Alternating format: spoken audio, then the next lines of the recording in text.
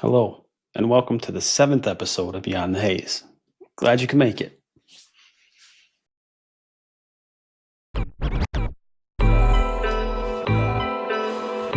MetaFlora Unfiltered presents Beyond the Haze.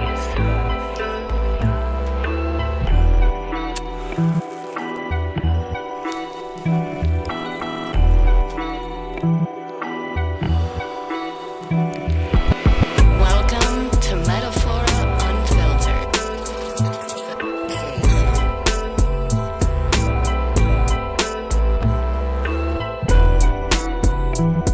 Unfiltered. Trip. Cannabis. MetaFlora unfiltered flow. Canna clause crypto, let 'em know. Gala chain 3 times, let's go. Get the smoke rolling up, start the show. MetaFlora unfiltered flow. Canna clause crypto, All right, everybody, welcome to the show. Welcome to Beyond the Haze. This is episode 7, and we got a great show for you today. We have MetaFlora's Node network going live in about 2 days.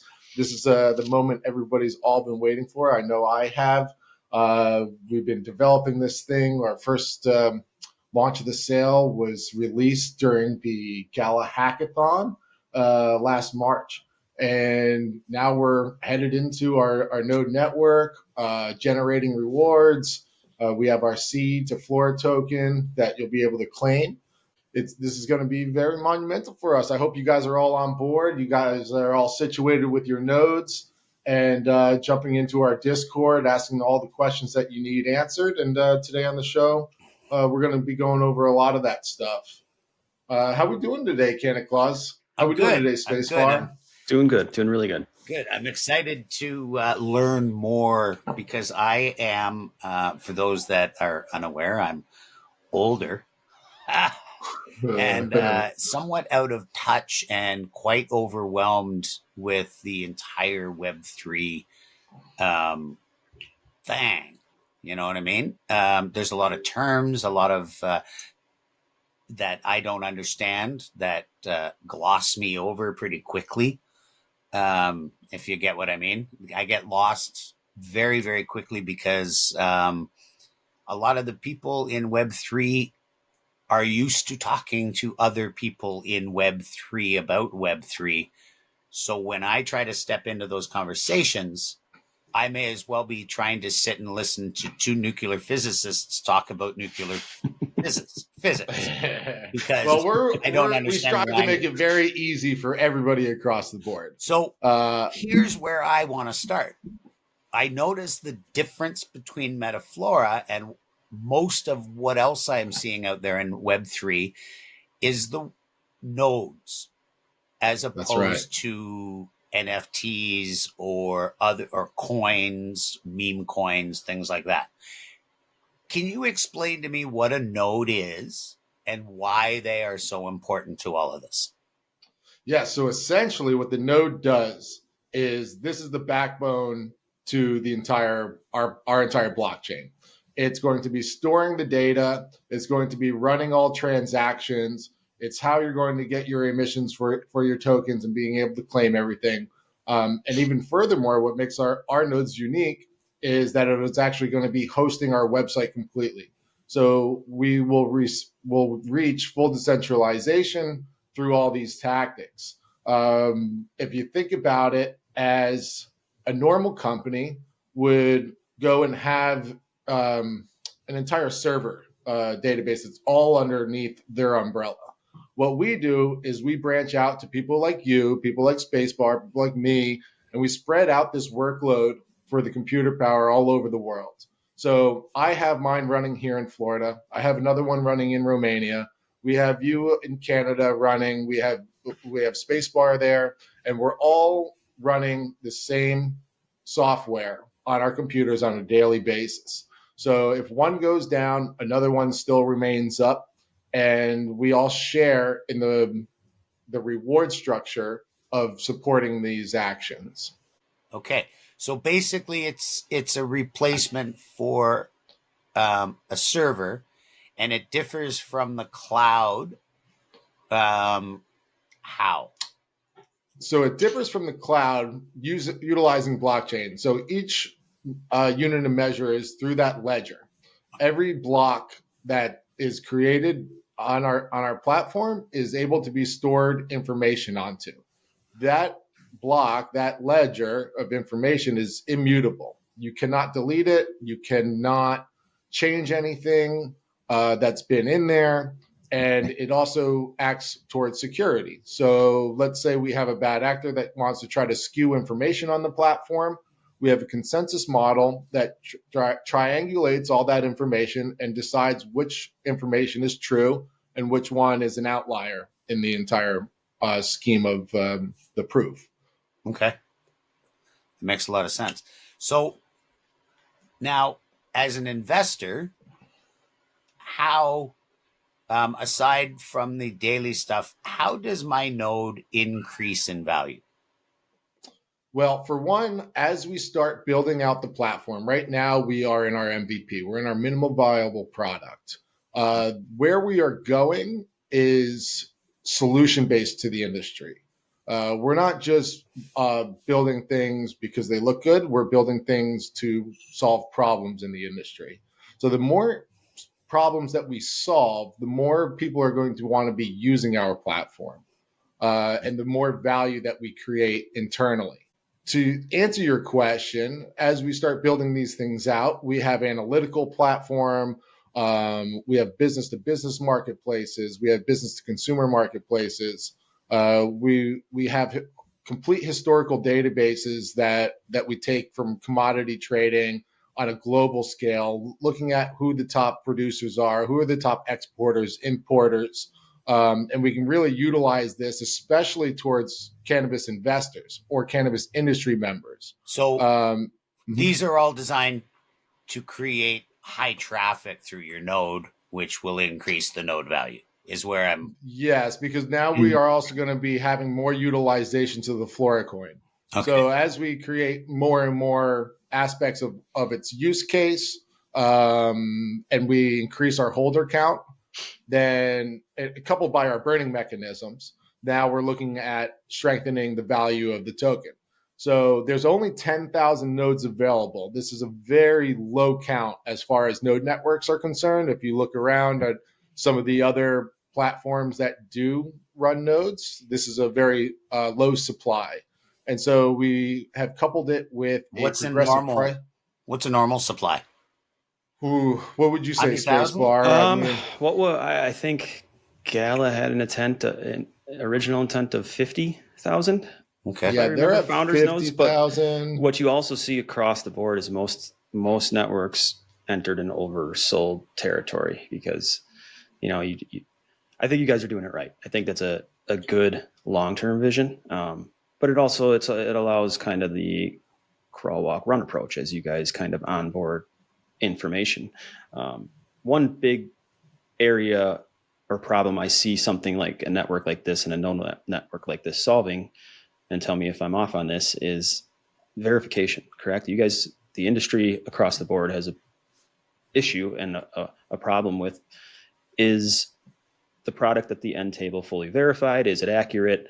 Is it labeled correctly? All of that good stuff. So if somebody wanted to, if you look at what would be some sort of business or other enterprises kind of draw to put their information on a network like yours, is the ease of a client like mine or a consumer on the back end to be able to trace it to its original source and know it's fully verified, correct?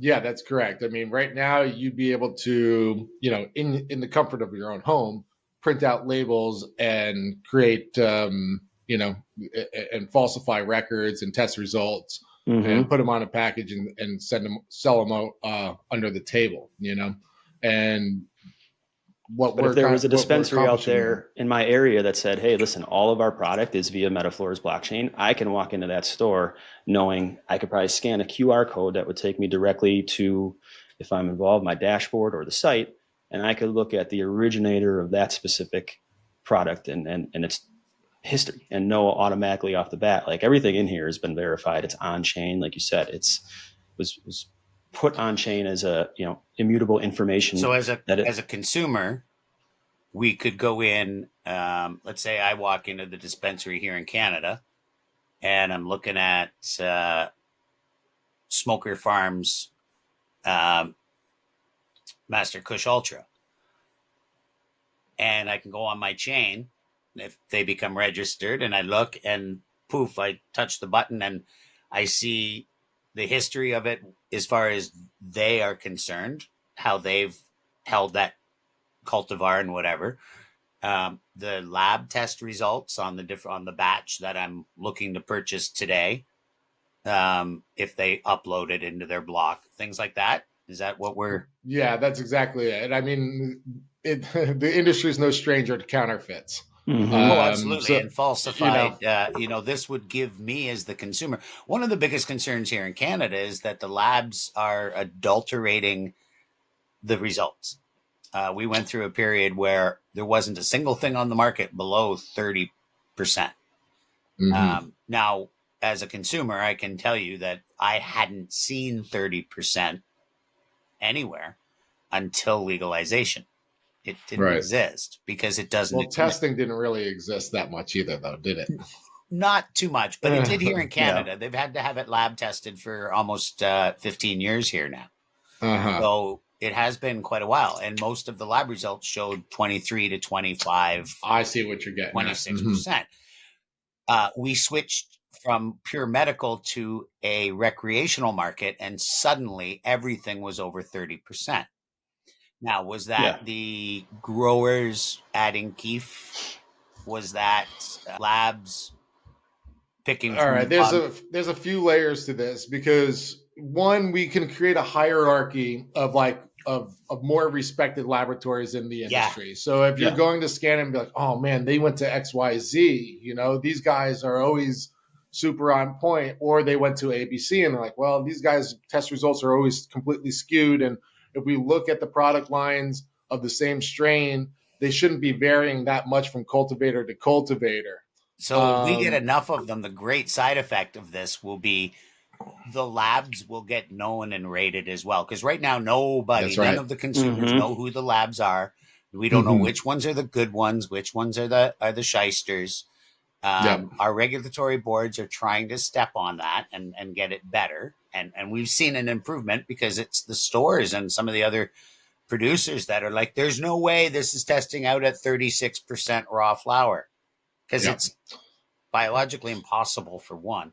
But I think that's a great benefit both for the growers and the labs themselves, because it allows the licensed producers to then jump into the block, look at which labs the consumer has more confidence in, and then they can then use that lab for their product so that the consumer has more confidence in That's right. And instead of the opposite, what's going on right now is who can deliver me a test result the fastest and who's going to give me the best results. And what labs have been trying to do is, like you said, like, what are they adding keef to it? And they're actually taking keef and adding it back into their samples, saying that, well, this was a product of the process that dropped from the plant. So we're not actually giving you the actual result. We need to add this back in there to show you what the real potency was of it. But that's not right. Like it should be the potency that goes to the final user, not what was it in its current drying process. No, there's in the container. Right. Yeah. Container. As soon as I snipped it, what was it? We don't care. That's not what we're ingesting, smoking, turning into extracts or whatever. So yeah, that 100%. What a great benefit. And as if I was a producer or a lab, I would be jumping all over this to want to get in on the ground floor of it, because 100%. It's 100% beneficial to them. Yes. Is there in your head, is there an ideal way that this, if you look at this structure, so that it builds itself out? Is it start with the labs, end with the retail, or is it kind of doesn't matter how it works? I think it's a group effort. I think it's just like anything that we see in Web3. We have to onboard as many clients and partners, and then have that trigger effect all the way down the line. and we can kind of boost different people's supply chains, because test results, there is the bare minimum and then there's the maximum, and the maximum is always expanding. But if it's not minimum required by law, that means anything extra costs more money to that company. And right now, that's not really providing any extra value to the end consumer. But if you were to set a standard in the industry and a connoisseurship in the industry, because that's where we're moving to. Like right now, everybody's like, woohoo, weed. But it's not like that. Like we're all woohoo about it, but in the end, we're all complaining about our product. So as lab reports get stronger and stronger, there needs to be some sort of incentivization of adding value to going deeper and deeper into those test results. I mean, it comes all the way down to DNA thumbprinting and having these phenotypes actually embedded on a DNA level. And so those would be genotypes. Yes. And then from there, we would have this clarification and transparency directly into exactly that. And that adds value. That is the most proper way to look at any sort of strain and genetic. And for a company to go that far to attach it to each one of their product lines, sure. Now, I mean, I would pay extra for that. No doubt about it. Interesting no doubt you say that, because we have a bare minimum here in Canada. They have to tell us what the current THC content is, what the THCA content is, and what the total THC will be after it's burnt or decarbed. Same with CBD. And the lab reports have to be accessible as far as heavy metals, pesticides, molds, contaminants, etc. We used to see just that on the package, the bare minimum of the percentages and the date it was packed and whatnot. Now, because of wanting to differentiate themselves, we are seeing terpene percentages and profiles on these labels. Who grew them, how they were grown, what the medium was, who the nutrient company was even, or if they even use nutrients, or if they use just organics. All of these things are coming on the label now. Mm-hmm. The cultivator should be the superstar, and that's it's great that the brand has a great network, and brand identity is important to have trust in that label and saying, well, this company is always going to deliver the fire, but who is his network? Where are those producers? Because those guys are the ones that are putting up. Yeah. And we've talked about it on a previous show, and it's about the cannabinoid profiles nowadays. Like, sure, in the past, we were all like, okay, what's the hottest strain? It's all about strain. But now it's like, what are the levels that make up each one of these strains? And it works across the board. If you're a consumer, you need to know what these different cannabinoids do, because it's a part of the effect. If you're a cultivator or a breeder, you need to know this, because we want to have breeding for a reason. You want to have selective breeding processes. And that's where the industry is going. It's all about its foundations. Oh, it's there. It just doesn't have that data. So it's right now, it's a lot of people wishing they had that data before they do the crosses, so that they can figure out. Because another end result of this is going to be finding which traits are dominant and which traits are recessive. That's going to take time, just like it does, blue eyes versus brown eyes. The more you cross it, you're going to realize, oh, the blue eyes are disappearing, or the redheads are disappearing, and we have 3 generations left. If we keep crossing it, right, we will lose that trait, because we've lost traits. There are traits to cannabis that are gone in the current genetic profile of it. It's really, really hard to find. And you guys probably weren't old enough to smoke it when it was out, but real true skunk. I haven't, even the stuff that's on the market here that they're calling roadkill skunk. No, I mean, this stuff smelled like we had to put it in 6 Ziploc baggies, and it still stunk. Like, You still got looks. You got a quarter pound of it in your knapsack on the subway. It's in 6 Ziplocs with air fresheners around, like the trees, right? Reeking the train up. And people are still looking at you like, you're like, I got sprayed by a skunk. And they're like, Yeah, that's the good stuff right there. Now that's gone. Now most of the skunks out there have a lemon background to them, or they have a hint of skunk. Yeah, genetic lineage and genetic origin is really the solution. And getting back to, it's like a wild strawberry versus a California strawberry that's the size of an apple, right? Those are the differences that we're seeing. And that's not genetic modification they did with the strawberry. That's all done by crossbreeding, which is, I guess, a form of genetic modification, but it's the same path that's happened with cannabis.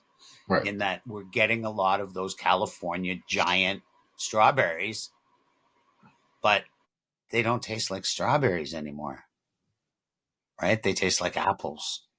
So, and I think this is another way to solve that, and to maybe give the future breeders an opportunity to step back and find those old traits and bring them back out, perhaps, or use the old lineages to preserve them, which I think is great. The genotypes versus the phenotypes, because this is something I've learned recently. We use a lot of weird and off-tech terms in cannabis. We call things strains. They're not strains. Strains are for viruses. They're cultivars. We call them phenotypes. They're actually genotypes. A phenotype is different environmental conditions growing the same genotype.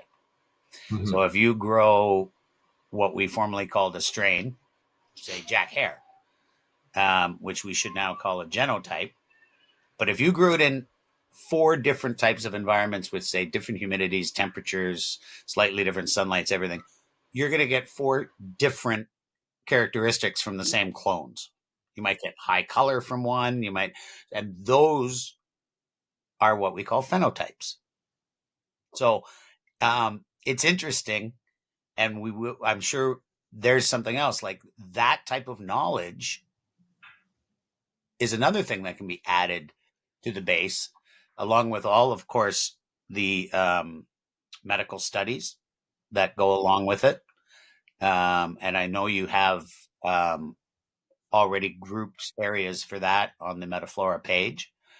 And I believe that is where we can get governments access to real, actual data instead of hearsay for when they go and make the decisions on cannabis in the future.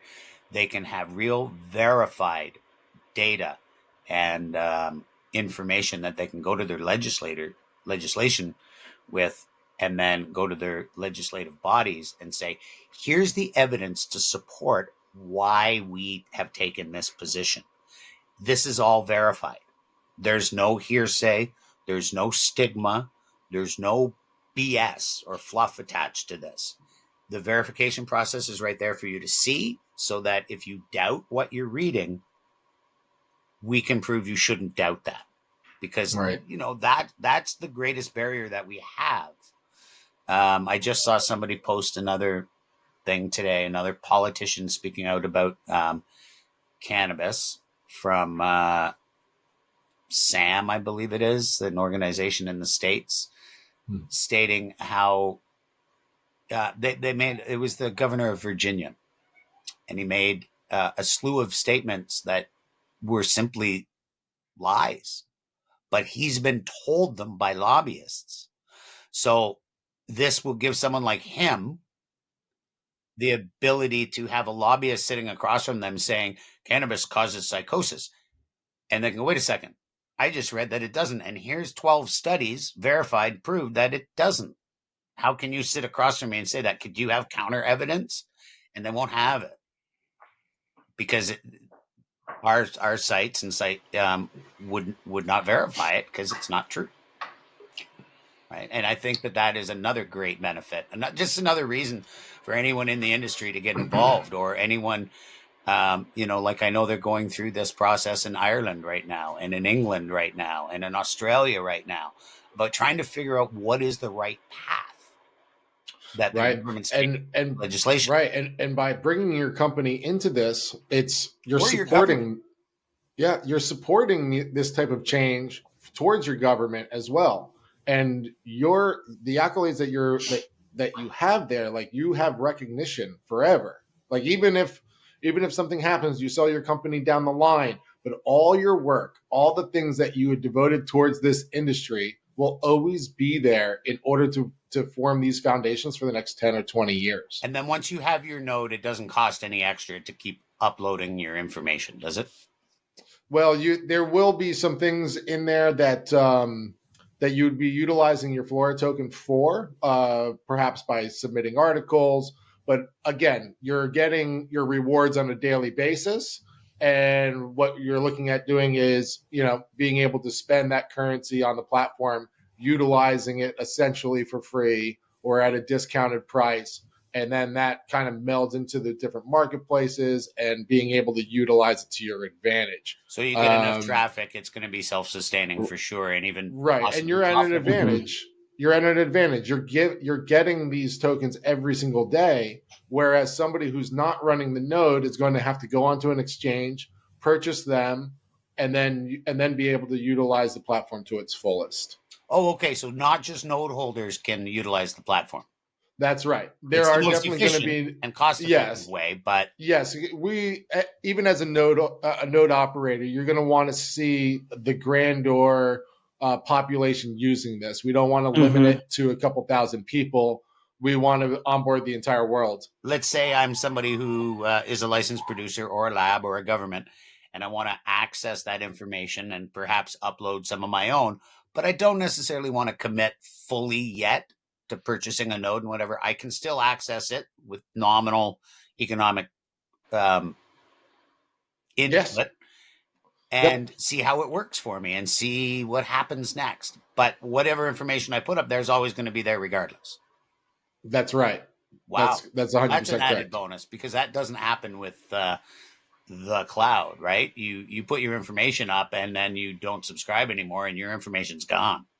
That's right. Yes, there's that's definitely one of the biggest solutions that we offer, is that this is all the information that you do, your life's work. When it goes in here, we're all here for the mission to begin with. I don't know very many people that are in the cannabis industry, especially with hearts like ours. So That's true. Yeah, there's not. It's definitely a very proactive and thought out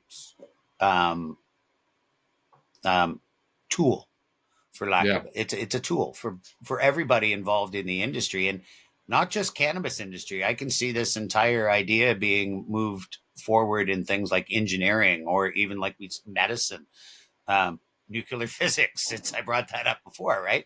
It helps. Well, I don't know if we'll go into nuclear physics, but we definitely do. But the whole idea, the have concept. a plan. Yes, once the cannabis concept is solidified, and we have that whole operational scheme going on, what we'll be looking at next is other agricultural products, herbalisms, and even more so is other things that complement the cannabis industry. Sure. So we have all these ingredients that go into edibles and tinctures and salves, and those ingredients also need to be tracked back. You're only as strong as your weakest link. So if I have all this 100% organic cannabis, but I'm utilizing this lavender over here that's been sprayed with a million different types of pesticides, now I just tarnish my entire product. So or even your pre-rolls.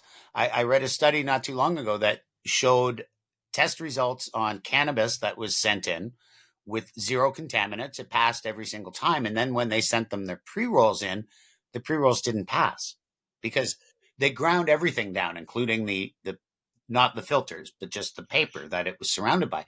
Or even more importantly, the hemp blunt wraps, because commercial industrial hemp being used for fiber is not what doesn't fall under the pesticide rules. So it's also what they were using to make blunt wraps. And so these things were coming back with massive amounts of pesticides and molds and heavy metals and contaminants, but their flower didn't have any of it. It was mostly the blunt wraps. I'll see if I can find it, of course, and it's in my bookmarks on my X page. But we as a consumer never think about that. We don't think about what's in the wrap as well, No. right? So it's Right. flavored wraps were the biggest offenders, again, because they're not using, they're using things that are different. They're extracting botanical terpenes, and again, like you say, the botanicals don't necessarily have the same restrictions as cannabis. Yeah, I mean, even in the wraps, there's certain companies out there that are more counterfeited than others. Sure. But I just got a pack the other day, and it came from somebody who didn't really like the shop or the person running the shop. They were giving me wrongful advice on some of their products that they had there, and I should have known better when I heard all this talk that they were giving me. But I was like, yeah, sure, buddy. Can I get a pack of those right over there? And I grabbed them in a rush and left the store. And I get home and there's no glue on the papers. The inside of the flap was all different color than it's normally supposed to. There's a typo on it. And I'm like, oh my gosh, I just got counterfeit papers. Yeah. You're kidding me. That happened to me one time with toothpaste. I went into the dollar store and I grabbed a tube of Colgate. But it wasn't. It was Coigate. Coigate. Awesome. But everything else was the same. And I was like, oh, you coy bastards. Right. Right? And it was horrible. Like it was like brushing your mouth with chalk with no flavor. Oh my goodness. Yeah. So what did you notice? You couldn't use them. No glue, right? There was there's a way to There's do a will, it. there's a way. But like 4 out of 5 joints that you roll, they fall apart after you light them. I once had a oh no! I once had a rolling paper made from wheat germ, and it had a high gluten content. No, I think they're called wheat sheafs, and they have no glue on them. And they explain why they have no glue on them. In that the gluten, when you lick it, they tell you you have to use extra moisture on these papers than you would a normal glue. Yeah. But it sets the paper in the same way. Yeah, so Turkey does this. I have a friend from Turkey, and every time I see her, she brings me some papers, and they have no glue on them. Yeah. But they don't come unraveled either. It's the gluten. They add a gluten to it. Yeah. There And you rice go. papers Never knew. this work too. Provided they're thick enough. Okay. They have to. That's the downside. They have to be a certain thickness. It doesn't work. That's with, right. Super thin papers, because you make them wet, they fall apart. Yeah. Right. Right. So, but there's another, right? That whole category of the cannabis thing that we can be expanded into is wraps and whatnot. Right. Get your stuff tested. Let the consumer see it. And at least there's some companies too that have licensed distribution. So not, and then that falls underneath of their supply chain, and you're supposed to be able to if you're prove buying this. from a legit source. Yeah. So there's so many ways that this benefits the industry. For sure. One question kind of on going back to the actual node network. I have, on other node networks, I use, third-party services to actually run them. Okay. I think you guys are going to have, that same type of setup. Obviously, if someone wants to use like a nerd node, that's an option. But you also have an extra layer added to this, is right? Correct. Yeah. So our nodes run off the LFG dashboard. Okay. It's very easy to connect to. It's a simple script. The directions there are very intuitive. It's copy and paste, and you get it up and running. Now, even to those who don't feel comfortable going through these steps, they're still able to go over to Nerd Node and be able to just one click and deploy it through their network, they do absolutely nothing. And this is the most easiest, intuitive way to do it. It makes it so simple for any user, no matter what your skill level is. However, I will tell you that even writing the script to connect to it is extremely easy. You literally will be able to read the directions, and if you just take it one step at a time, any user can do it. It's very, very simple to do.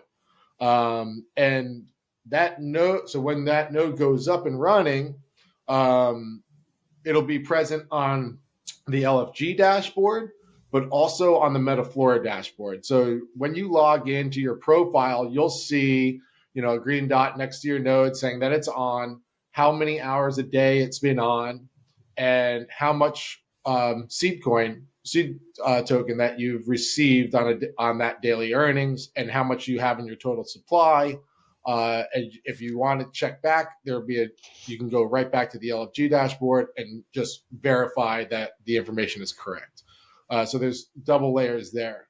And then furthermore, we have a partnership with the Deep Network, and they have these devices that you plug into your home, and you don't need a monitor, you don't need anything like this. You literally just plug it in, and it'll host and earn your rewards nonstop.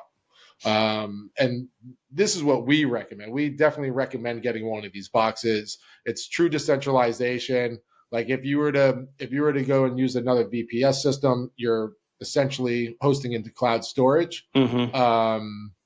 And it runs your node. You're going to be up and running. But when we talk about true decentralization, we're looking at individuals running their own softwares. What's the cost on a box? It's $1,111, $1,100. And then is there a monthly fee as well? Yeah, there'd be a monthly fee as well. Okay. But you'll be able to pay for that fee utilizing your Flora token. That's nice. Yeah, so as it comes in, you'll be able to purchase that next month's with that last month's earnings. And right now, you'd be able to. Anybody with a MetaFlora node is going to get 3 months hosting for free. Okay, that's awesome. Excellent. Yeah. Is there any? And we can put a link to that on here. Yeah, we definitely will. Excellent. Right on. Are there any issues or disadvantages if you have multiple nodes to having multiple deep devices in one location? So having multiple nodes, the way that we have set this whole system up is there's allowed to be 2 instances on one node, so per license. Great. So if we had 2 releases in the very beginning for our super early supporters, we had a contract called the Legacy Connoisseur Node, and that's the gold NFT. And that one, if you have the green one, which is the standard Connoisseur Node that we have for sale right now, can be paired to the gold one, and it actually pairs as just one type of workload. So you don't have to, if you're doing a VPS, you wouldn't have to do 2 of them. If you're running on your computer, it'll just pair to it because otherwise you would need to run them on separate machines. And this allows you to pair them up together. Okay. There was also a boost for anyone out there that also owned a Gala Founders node too, correct? Yes, we have quite a few boosters. Anybody with the Legacy had gotten a 10% booster, and it comes in the form of an NFT. So yeah, let's go back to the node. The node has 3 slots underneath of them in your MetaFlora dashboard. So underneath of it, it'll have a slots tab, and there'll be 3 boxes, and you'll be able to stake your booster NFTs to those slots in order to create more rewards for yourself on a daily basis. So our current sale, you get a second NFT for a 5% booster, and this comes out of the daily emissions pool. You can take a look at our tokenomics on there to see how each one of these things breaks down. But on every day for life, you'll get 5% more than what you would have without running a booster. And so It's a limited time offer that we have on these boosters that come with the purchase. However, they are tradable on secondary markets. Okay. So if you only have one booster, you can be checking the secondary markets to see if any of them come up for sale, buy those, and then tag them to your node and get extra earnings. So you mentioned Gala Founders Nodes. Gala Founders Nodes, if you are running one of these, automatically, if you're not a MetaFlora node operator, we still have a distribution pool that's going to kick down 2% of our daily distribution to all founders nodes, regardless whether or not they're part of our ecosystem or Okay. not. All right. But if you run a connoisseur node and you run one of these, then you get a 500% booster for that pool. So what that means is that 2% that goes out to everybody, you get a larger share of that daily distribution. And that's to incentivize you for running both of these on your machines. And that would work on a kind of a node for node pairing basis. So if you have one founders node and one Flora connoisseur node, it matches with the amount of connoisseur nodes that you own. Okay, gotcha. Yeah, that's awesome. That's a lot of incentives on and ways to boost earnings. Yeah, there was another booster that was released out of a promotion that we had a few months ago that was for platinum users that hold the platinum role in Gala.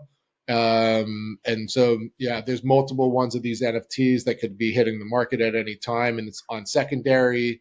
So always, pay attention to the secondary market so you can stack more boosters on your node. Very nice. You mentioned the seed to Flora phase. How exactly, if you maybe kind of the 30,000 foot view on, okay, nodes go live. I'm assuming you earn seed in the beginning. And is it just simple as, down the road, once the token generation event happens with Flora, it's a conversion of some ratio? That's correct. Yeah. Okay. So on January 23rd, the day that those nodes go live, you have to keep your node open and working for 6 hours a day. We're only asking for 6 hours.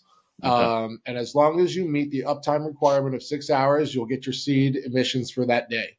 At the end of what we're projecting to be 90 days, that will be our TGE event, and you'll be able to claim your Flora per the amount of seed that you own, and that will be your tradable cryptocurrency. And we're working towards having that on about starting at one to four centralized exchanges right off the bat, and obviously the pairings across decentralized exchanges as well. Very nice. I'm excited for that. Okay. Yeah. So there's multiple facets to this that take a lot of exploration, but once you're in there, I think it's a very wise move for people to get in on this as ground floor as they can.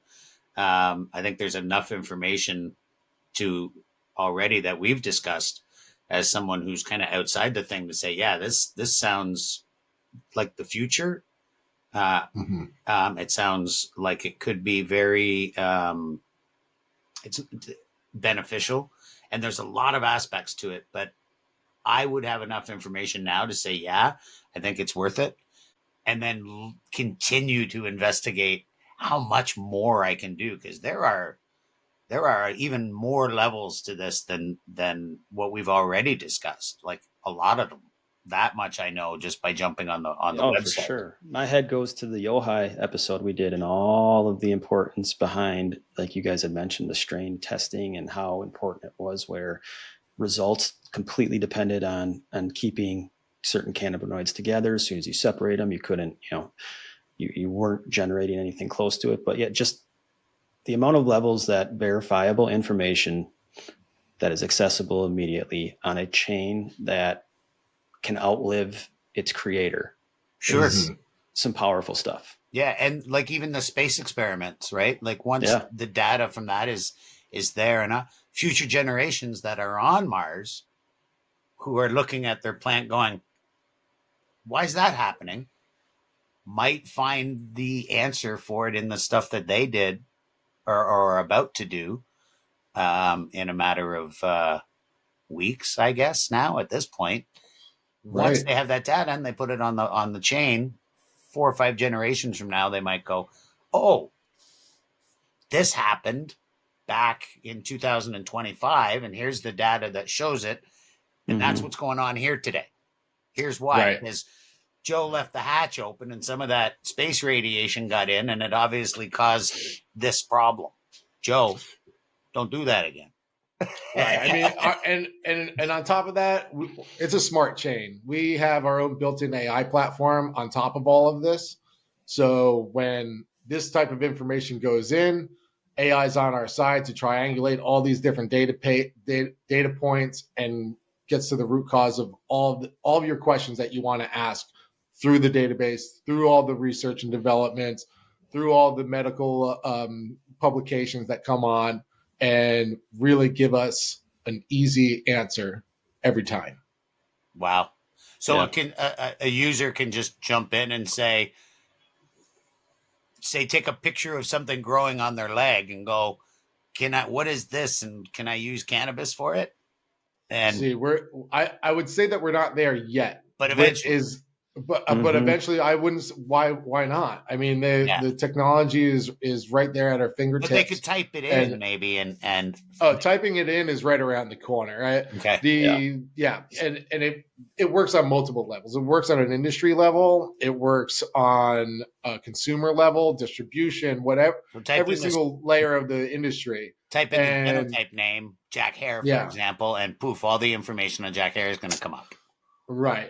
One of the next things that's going to be coming out is the cannabis AI assistant. So as you're interacting with the platform and it starts recognizing what your tastes are, what your likes are, That's it can awesome. also start saying, okay, well you're actually into these types of terpenes, these types of cannabinoid contents. You're looking primarily at plants that have CBG in it, and they're like, hey, just so you know, there was a new drop, and it's out right now, and it's about 5 miles away from you. Do you want to purchase it? Do you want to try it out? And be like, okay, boom, Yeah. check out directly onto your on your MetaFlora platform. Delivery guy either shows up or you go to the store and pick it up. Yeah, you should use me for that. Claus says. Or Claus. Claus, oh, Use my now we're A little talking, Santa Claus because notification. what does the AI assistant look like in the bottom corner of your That looks like screen? me. You should be able to get, Mr. T or Santa Claus. Customize Yeah, Yeah, Pity the fool who don't absolutely. get this sour diesel. that's it. Claus chooses or Claus, whatever. Right. Yes. So that could be huge for product release and launches too. Oh yeah. Absolutely. And it'll be great for dispensaries as well to be able to push new products. Yeah. And and heighten their awareness of like consumers, even the ones that they don't have yet under their belt, people that may not have discovered them yet, or they have loyalty somewhere else, or are able to actually show that, hey, we have the things that you're looking for. It fits within the marketing parameters in Canada as well, because they couldn't advertise that anywhere else. Uh-huh. Well, I mean, aside from the internet, they couldn't advertise that. Like there's Weed Me and there's a few other things, right? Right. You're a dispensary up the road. You have your customer base. The notice goes out to them through the assistant. The lab results are there. Everything is right there for them before they even come to your store. So they can walk in and they can even, because they probably have a website there, like we can pre-order and walk in and say your name and they grab it and hand it to you, kind of thing. Yep. Yes. Well, and as the end user, this is almost finished, by the way. This is that's awesome. Very close to Awesome. being released. Yeah. Yeah, it just needs a face to it. Each one of us should be one. Like, select Santa Claus, Tripto, or Spacebar. That is awesome. That'd be great. Perfect. One of us can be indica, one of us can be sativa, and the other can be hybrid. Yeah, absolutely. I love Depending it. on which one you prefer, you get the indica, you get the hybrid, and you get the. That's awesome. And too, as a consumer, to know if you're that notification comes in via your platform, it's no bullshit. It's no bogus. It's already gone through that process. In essence, it's almost, could, I'm sure, come in like a transaction, like, oh, hey, a transaction took place. Something just hit the chain. What is it? And you could get anticipated for it as you see things go through. If there's a grower or producer out there who's like, hey, we want real time, observation into this to get people excited so they can see when a batch is getting ready and where it's going to come from. Exactly. It also utilizing that, it also has long-term marketing things on site for LPs as well. So let's say, for example, they've uploaded all that information on the launch of their newest product, and you go into the store and you see a little tent card sitting on the table while you're waiting, and there's a QR code there. You scan it, poof, all that information comes up while you're waiting in line to go talk to the bud tender. Right. And you can, because you're just a dude coming in from off the street. You don't know MetaFlora, nothing else. But product A is sitting there with because in Canada, you can't see it, you can't smell it, you can't touch it, you can't anything it until after you bought it. Containers are all closed. Yeah, it's crazy. When Canada needs MetaFlora then, more than ever. Right? It needs it because you can get all that information right from there as a consumer, and it's all verified. Like you say, it's not marketing hype. I can't tell you how many times I've gone into a store excited about purchasing a product that I've seen someone else talk about or seen a producer talk about. And then I look at the package when I'm in the store and it's got 1.4% terps. Yes. Right? Yeah. What's really cool too is you can go to that store and let's say you get home and it's not exactly what you expected it to be. Maybe those QR codes haven't really matched to MetaFlora yet, but you're still trying out other products. Well, it's still on our blockchain. We still have all this information of your inventory and the exact SKU that you're looking at purchasing. And then you get to go back onto MetaFlora's platform and say, well, I'm going to write a review about this. And we utilize a platform called Rep. Rep is also on Gala Chain. It's a social site. But what they've done was they've integrated an extension. And so when you write a review on our site, it also posts that review directly to the daily stream. So if you're paying attention on your sidebar, when it pops out, it'll list all the newest reviews that are coming out. So it's a live feed of what people are smoking and what people are reviewing. If they're watching Beyond the Haze, for instance, somebody will comment on this week's episode, and it'll pop up to the top, and it'll show people, hey, wait, they're speaking about something super interesting this week. You guys should be tuning in. Then you click on that comment, and it brings you directly to the page that they were talking about. So back to the strains, if you went out and got sour diesel, and it would say, hey, this sour diesel is fantastic. What are they? Or this strain is fantastic. Oh, what are they talking about? You click it, and it goes to all the information that backs what that review is already talking about. Perfect. Yeah. So is there what's the mechanism? Because you're gonna say you have that bad actor dispensary. What's the mechanism on the consumer side to know the scan that they scanned a QR code and it wasn't just a stolen URL attached to it or URL to it? Is there an easy, quick way where someone can kind of confirm that, hey, this isn't just a faked QR code? In our next phases, it's going to become more and more and more apparent. In the beginning, you're basing things off of those reviews coming in too. Let's say, okay, I want to have sour diesel. I click on sour diesel. I'm researching all the information and the test results. Hey, this is available here. And you're saying, okay, I'm about to purchase it, but there's a review right here. And it says, this is fake. This is not what we expected it to be. And you'll be able to make I'm not going to buy this one now. But over time, as more companies come on board and they're producing their all their results. They're tracking their genetic lineages. They're doing this, that, and the other thing, and they're utilizing our QR codes on the back of their own packaging.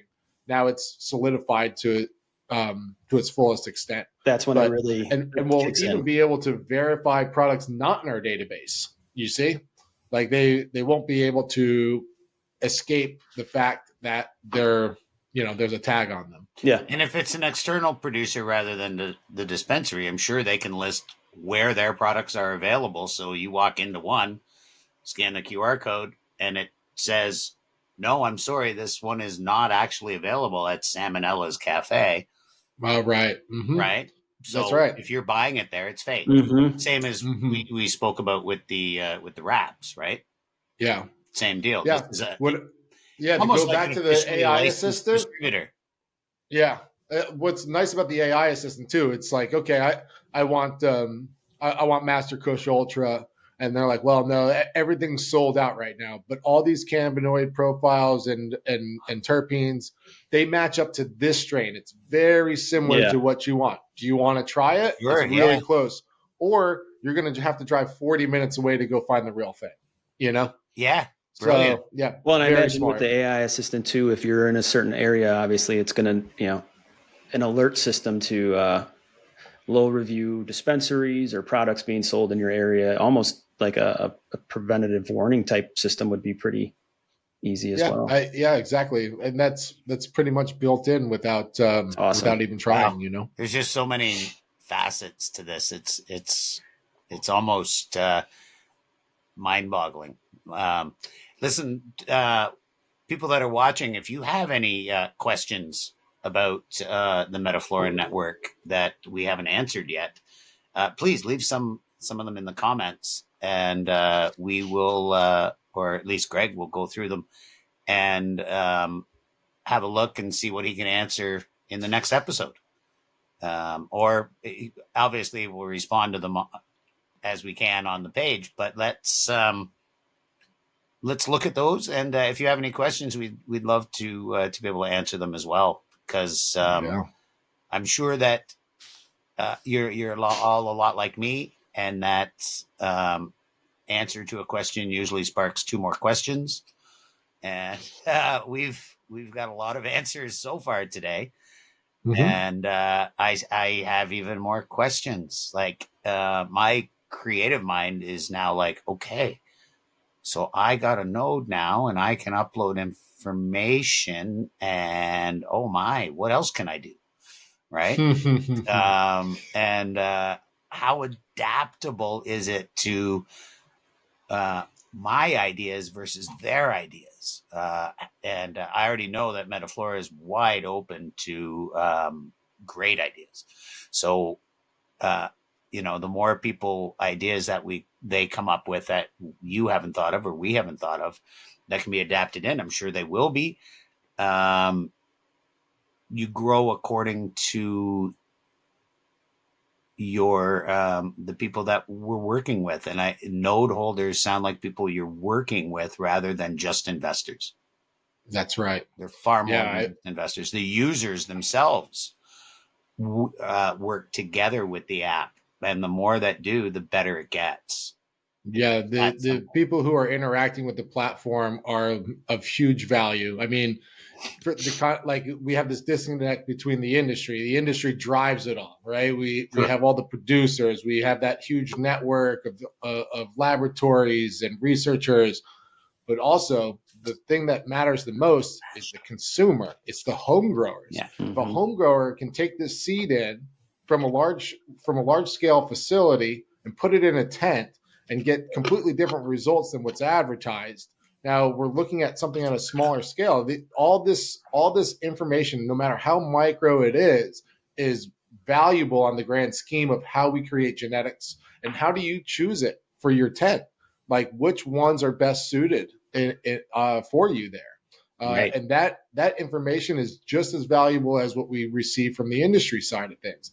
And then from the connoisseur, from the guys who are smoking and using these products, everything that you do echoes back to the industry. If we're not happy with the different types of flavor profiles, if we're not happy with the inconsistencies in products, If you want to be a company that answers to your consumer base, then you're going to have more consumers following you. And so that's where we're looking at this mesh. And that's where we're looking at a network, and not just a network in California or Canada. I'm talking about the entire globe. This is a collective consciousness of all of our work combined and putting it into effect and utilizing each one of us. The cannabis industry reaches around the world now. Like you look at Europe, they get a lot of Canadian cannabis. They're starting to get cannabis from the US now, which I find really interesting. Germany, they've taken a different approach to how they do things. So down the road, again, governments making legislation can look at the different practices and policies from different countries and see what the actual results of those policies were and implement what we call in politics or in governance best practices, because we have different ideas in different places all being implemented and up and running at the same time. There's going to be slightly different results in all of them.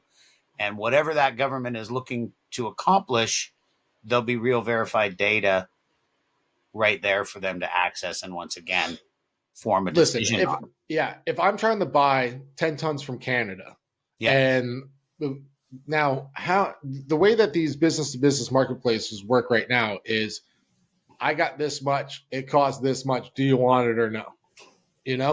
And it doesn't give you the backstory. It doesn't tell you where the cultivation was, what these standards are involved in. It's going to revolutionize on the business to business side, on the wholesale accounts, and then who's your network? Who do you know? And this opens up that doorway to a much larger form of business, and it's going to boom business. And we'll tie this right back to the episode 2, to the UK. Most of what they're getting is grown outside and bought in bulk by the pharmacies or providers, I guess they call them there. This again would allow a patient to first, it would allow the provider to look at all that information before they make their purchase, and then the patient to look at it before they make their purchase from the provider. So it gives, information is key to this, and to a patient as well, particularly to a patient, because it is you can get the right strain grown by the wrong producer under the wrong conditions, and it won't do what you need it to do for you. Whereas, like you say, sometimes the profiles will be different. You can't just buy by strain name anywhere, because like we said, that's the genotype, but the phenotype might be different. It might be grown at 60 degrees or it might be grown at 80 degrees. Right. And it's going to be different.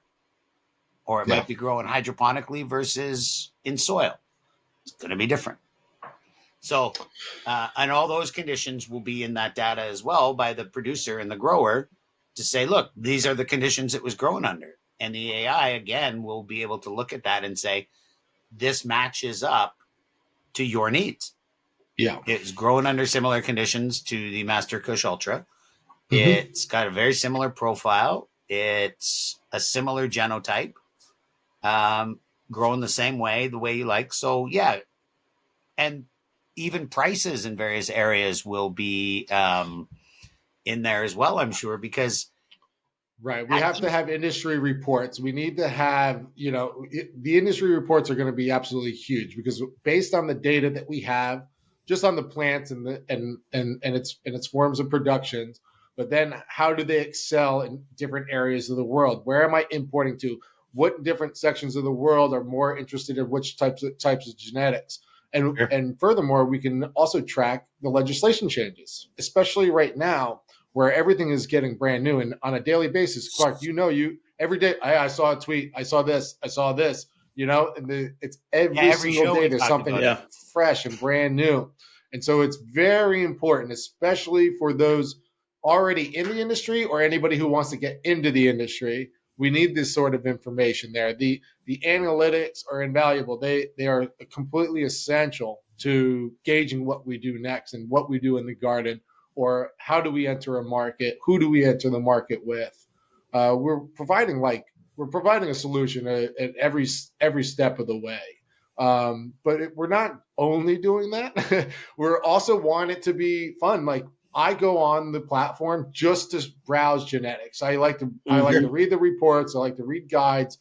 But we want you to be more immersive because cannabis is inspirational. Like we want you to have a place where you can interact with musicians that are also inspired by this. We have this whole music level. We have this podcast, which is just the start. We have another season of this podcast coming out. There's another show coming up as well that's about to start recording. And we have a game room that's going in there. So when you go to the MetaFlora platform, you're going to it for the culture. The culture is all there. And also we're backed by all the knowledge, and we're backed by a network, and we're backed by longevity. This is going to be there for years and years and years, and it'll outlive me, it'll outlive you, it'll outlive all of us. And we'll be able to have people in the industry, as consumers, continuing to contribute to this legacy. Awesome. Let's hope Canna Claus can advise people on the site for time eternal. It'd be 2362 and Canna Claus is still saying, nah, man. Nah, man. Buy that one instead. It's more your thing. I love browsing the recipes on the site. That's always fun. Every time I'm like building this thing, I can't stop to think. I'm like, man, this is perfect for RZR, the TV show. Yeah. By David Bianchi. Yes. If you've ever seen the show, guys, it was Emmy-nominated. Absolutely amazing show on Gala Film. You can watch it for free. You earn mystery boxes with every episode that you watch. You're going to get a really big wallet size once you're done watching the entire season. And we actually have him on the show today. David Bianchi will be on the show today. And if you've ever seen it, it's very. Yeah, I say it's futuristic, but it's not. We're living in this present day. It's true. There's parts of it that are definitely right under our noses. People don't realize how much technology is actually up and active right now. That is science fiction in most of our brains, right? Yeah. But, and this platform's a perfect example. Exactly. Right? Everything that we've been talking about sounds like the future, and it is, but it's only like 2 days from now. Yes, exactly. Right? In 2 days from now, we're living it. That future's not far off, guys. No, game on. Wow. So, look, 2 days. Do some more reading. Do some research. Get yourself a node, people. Get yourself a node. 100. If you're in this industry, I'm going to talk to everybody I can. I'm definitely at the 420 Expo here in Niagara Falls. I will have every bit of information that you need. If you're a producer, a consumer, or just an interested party, we'll get you hooked up with everything you need for MetaFlora at the 420 Expo and at various other events, I'm sure, around the world where our Tripto is our world traveler. He's spreads the word, and of course the founder and everything. So if you have information that you require from us, again, leave a comment. We'll get back to you. We'll get you that answer to your question that you have. And I'm excited, and I don't even know why. Me too. I'm super excited because I look at it as like you said, node operator. It's more, I look at myself more as a contributor. I'm pumped to contribute to the future and the foundation of what the future can be. It's so much bigger than cannabis. Even as a musician, I look at how they go hand in hand, obviously, but sure, the capabilities as a musician to join a culture like this and a platform like this and just think completely outside of the box on cross collaboration, product collaboration, strain collaboration, whatever it might be. It's, the possibilities are endless, and to be in early to contribute to a system like that it's cool. Those are the type of things like the artist connections and the culture side of it as well that I'm also really excited about. We do love our cannabis festivals, and a lot of the times you're restricted by geography as to who can attend.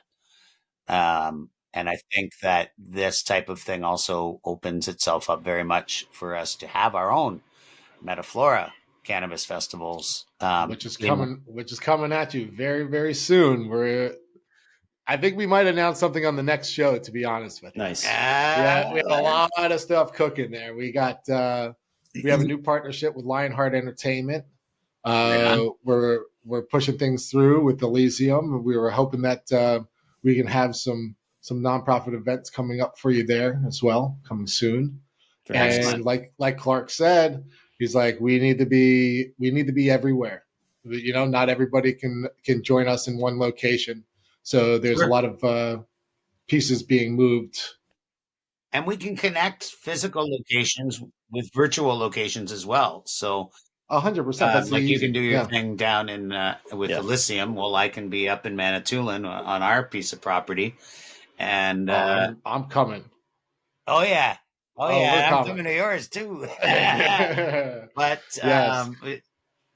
You know, in the meantime, we can do all that stuff, and the musicians watch it at the Earthlings headquarters, which we'll talk about on the next episode, I believe. Oh yeah, absolutely. That's right. And that's the other. Yeah, like musicians can jump in from wherever.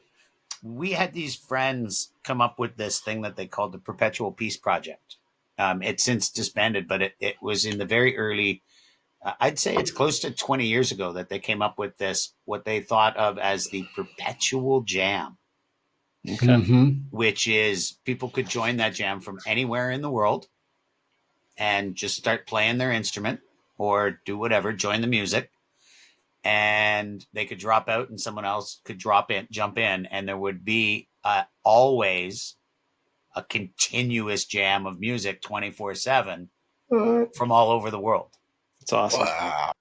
That's awesome. That's such a cool concept. But I believe that this platform could actually probably support that. Yes. Yeah, we probably could support something like that. I can get in touch with some of the Space Star and I were talking before the show about things of this nature too. So after the show, maybe we put our heads together. Yeah, we definitely we are one creative little trio, that's for sure. And I think we can come up with some pretty kick-ass ideas. For sure. With that, guys, I do have to run. I think most of my questions have been asked until the next time we want to talk about it, because I have another 150 or so, and I don't think we have 5 hours to go through it all. Yeah. And of course, well, I forgot to bring up Elysium as well, which is going to be supported and run on the MetaFlora blockchain as well. But we're actually going to have another show about this anyway. We have another guest who has signed up for an episode that runs a cannabis tourism facility in Slovenia.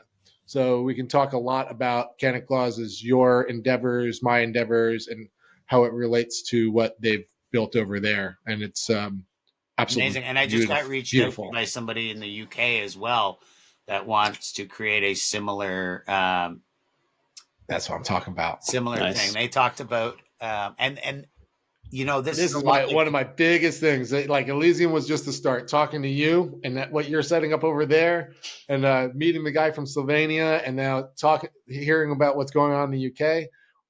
You should be able to book a stay in our marketplace, utilizing Flora, matching it with whatever, even if it's just a discount for your stays or maybe winning stays, and all the above, man. It's all about getting out there, not just touching grass, but smoking it as well. Absolutely. And there's so many people having the same or similar ideas that this helps them all connect for sure. You know, the idea of having a place to go to enjoy our lifestyle, which are some of our choices that some people in society have a problem with. But you know, in the UK, they don't have the ability to have that experience. Yeah. It's new for a lot of the world, and they want to know, how do I do it? So it's a great way to help them with that as well. So again, we can talk for probably 4 or 5 hours about how all of this is going to come together. But the cannabis tourism is massive. And it is something that, again, the consumer has a high demand for, but low information on. And this is, this could be utilized for that as well. Again, just every single sector of the cannabis industry can utilize the MetaFlora platform for true and verified information, both putting it out and bringing it in. And awesome. That's why I'm part of it. Like, I'll be honest right now, when we started talking about it all, I was skeptical because it sounded too good to be true. It sounded like too much. I know. You told me that too. And all of a sudden I showed you what I was doing. And you go, what? You have you actually are providing the solution. Yeah. You know? Yeah. I'm skeptical because I've heard a lot of stuff over the years, and it usually doesn't stack up to what is claimed. You were the opposite. You made less claims than you could have. And when I started, you just said, here, look. Yeah, that's huge. Look. Exactly. And I went, holy shit. Okay. Yeah, I didn't put this together overnight. This is years and years in the making. Yeah. And also decades of experience, plus years and years of putting pen to paper to create a project that had so many solutions. Extremely well thought out. Yeah, and you can tell it that comes through in the actually visually seeing what you've built so far. 100%. And listeners, watchers, if you haven't checked it out, do it now. Like, when you're done watching today, go straight there. In fact, pause now and go there, because it's that important. As it doesn't matter what part of the industry you are, consumer, or any of the other facets that we've brought up, this is an extremely important platform for you going forward. It's going to help.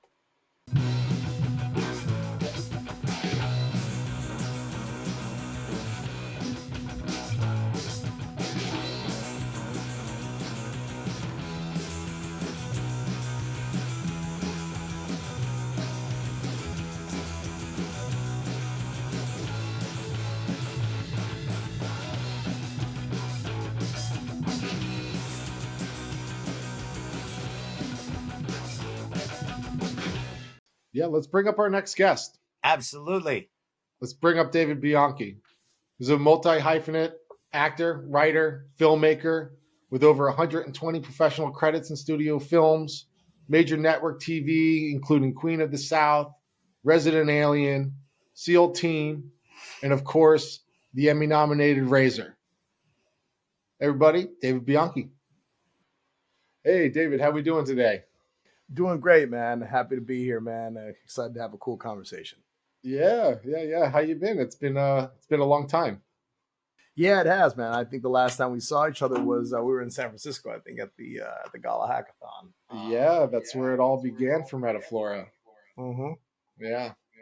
No, life has been good. I mean, it's been up and down, but working heavily on projects and just trying to be a part of the solution. That's all I can do. How's everything in LA treating you right now? Well, I mean, I consider myself very fortunate considering what's been going on. I don't live in a direct fire zone.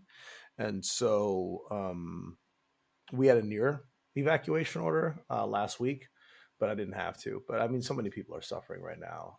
So I spent my entire weekend volunteering, just doing everything that I could. I couldn't justify sitting at home thumbing on social media and watching the news when so many people are suffering. So, 16 hours on a weekend is a small price to pay to be a part of the solution. Yeah, I understand that. So folks are going to be suffering for a decade. But yeah, I mean, and unfortunately, it's a natural disaster where cities are prone to their own natural disasters, and life unfortunately has to go on. Yeah. Yeah. And wildfires in California, they're no stranger. Yeah, no stranger. And but yeah, man, it's but other than that, it's the new year. It's starting off Yes. it's starting off great for some, it's starting off bad for others. But here we are. It's the new quarter century, Yes. we're off to a start. So talk to me, what's going on, man? Yeah, man, I want to congratulate you on your Emmy nomination with RZR. Absolutely fantastic show. What's up next with Exertion Films? Great question, man. So, right now, prepping to go to Sundance. I'm going to just be taking some meetings out there. And currently, we are RZR as you know it, which is the short form series that released on Gala Film. And thanks for the acknowledgement on the Emmy. Super excited about that. And I'm releasing, RZR is going to release in 2025 in a very unique format that is going to be seen by millions of people. That is going to eclipse the viewing power of Gala Film. And so that's something that I'm heavily working on right now, as well as the next iteration of RZR, which I hope to be shooting by late summer 2025. So there's that. And then I also have another project, a feature film that I produced. I'm also one of the story writers on and one of the lead actors, called Catalyst. And that's going to be releasing streaming February 11th. So that's right around the corner. So deep in deliverables and marketing and starting to do PR around that. So there's a couple cool things happening. So it's an exciting time, man. Either way, we have to stay busy. We keep chopping our feet. Excellent. Right on. Yeah, if you ever need a cameo from Tripto or Canna Claus, we'll be ready on the set for RZR season Nice 2. one, Nice. I don't know how well I'll do in a show called RZR, but Well, I invite you to watch it, and I think that you would probably, once you watch it, you would believe otherwise. why don't we use this as an opportunity for you to tell our guests or our viewers a little bit about RZR and what it's about? I did catch a few of it. I like the style, the blog style of the couple episodes that I caught. Sure. Sure. Yeah. RZR is is as it stands right now, it's an 8-episode short form series. And it takes you into the world of neural implants, hacker culture, cryptocurrency, and black market crime. It's set in an alternative dystopian Los Angeles, where cash is obsolete. And our lead character, Grim, our title character, Grim, who I play, is a combat veteran, but also electrical engineer, and tech savant, and also has gone rogue as a result of his experience with capitalistic systems in the U.S. military, and he has developed this technology that he calls the Acumen, which is a brain implant that allows him to access all data instantaneously at the speed of thought. Which, as you can imagine, would make you infinitely dangerous or infinitely good, depending on your morality. And so he believes that through this neural implant, he can bring down infrastructures, bring down evil organizations, and make the world a better place. That ultimately his mission is to how can we save humanity from itself, and believing that this technology can help him do that. And that it is his mission to try to solve some really, really complex geopolitical issues through breaking into and brute force attacking some evil doers around the world. And it's like Black Mirror meets Mr. Robot with like Blade Runner injected into it. So it's super cyberpunk, super Mr. Robot. So if you're into like tech gritty sci-fi, it's absolutely up your alleyway.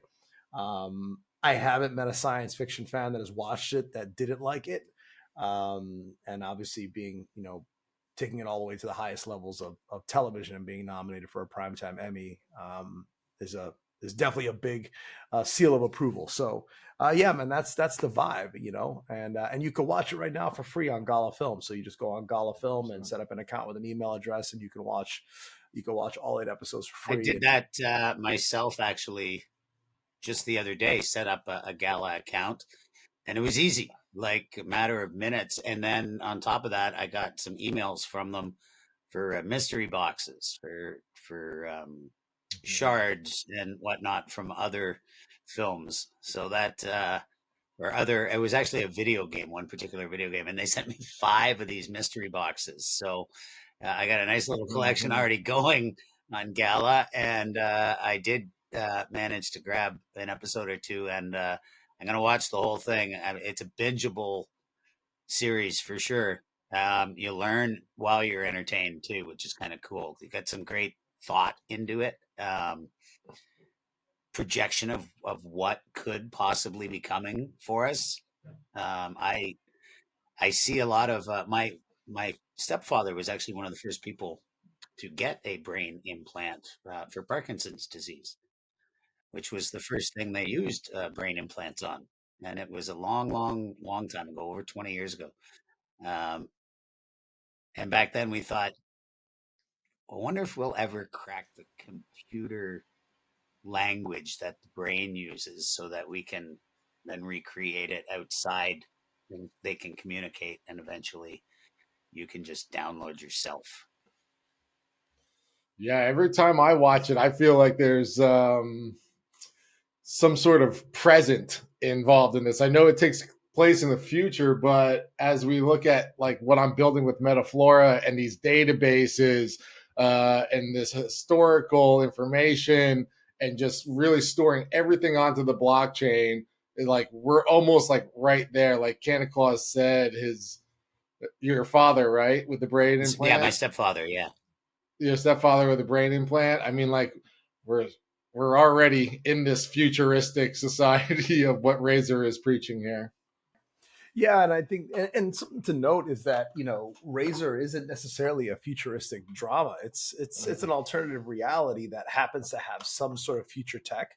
What I loved about Black Mirror is that it created this sort of like this near tech that felt futuristically dangerous, but is basically here right now. Yeah. Like bumblebee drones and things like that, and and attack drones and swarm drones, and and facial recognition tech, and retina scanning and what that can do.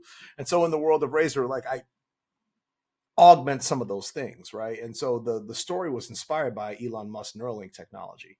And Santa Claus, to your point, it's like that now the technology is called BCI, which is brain computer interface tech, Right. right? And so using and it'll be very interesting to see, I don't know, maybe the next 40, 50 years, what happens when you can take this sort of technology and it's no longer operating on a binary computer system, that when it's operating at a quantum level, what it can do for, obviously for physical impairments, for physiological impairments, and also the ability to tap into, hypercognition, right?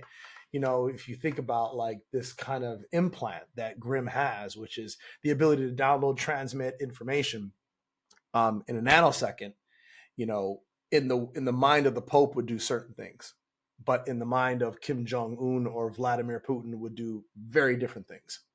So what happens to humanity when we really are all when we all have this sort of hyper cognitive superpower where everyone is exponentially smarter? I'm exponentially smarter with my mobile phone in my hand. I could tell you the capital, I could tell you the population of Kathmandu in a matter of moments, right? So the idea behind this tech is removing the latency from mobile device to tactile to brain to execution of thought, and then having it just happen in real time.